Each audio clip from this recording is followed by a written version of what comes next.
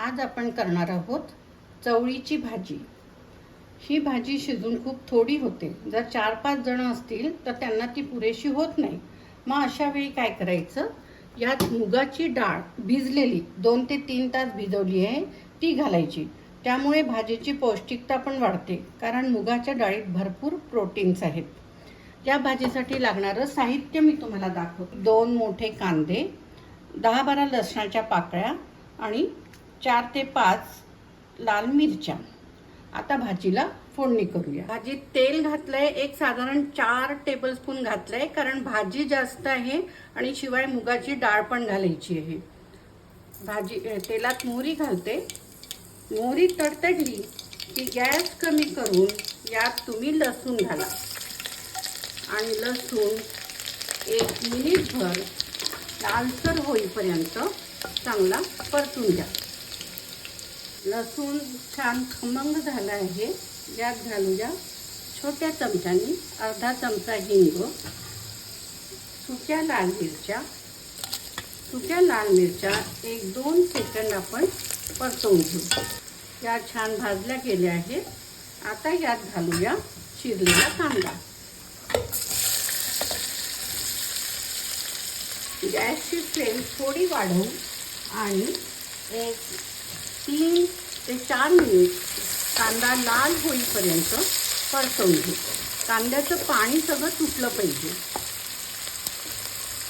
कांदा छान परतला गेलाय। यात आपण 1.5 चमचा हळद आणि 3 चमचे लाल तिखट घातलंय आणि हे नीट मिक्स करून घेऊ। यातच आपण घालणार आहोत मुगाची भिजवलेली डाळ।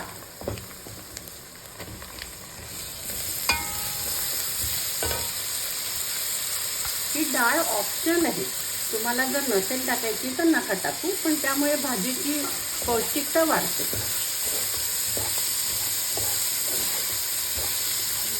डाळ परतून झाली की यात टाकूया भाजी।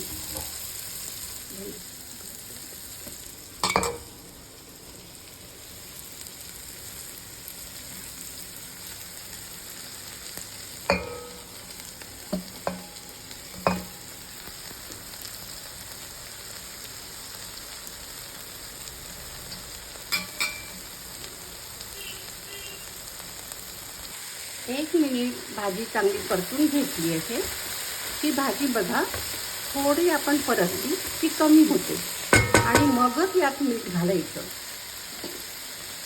भाजीत मीठ जरा जपून घाला, कारण ही भाजी अजून कमी होणार आहे।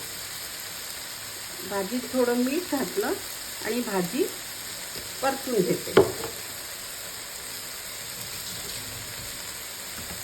आता ही भाजी गॅस कमी करून,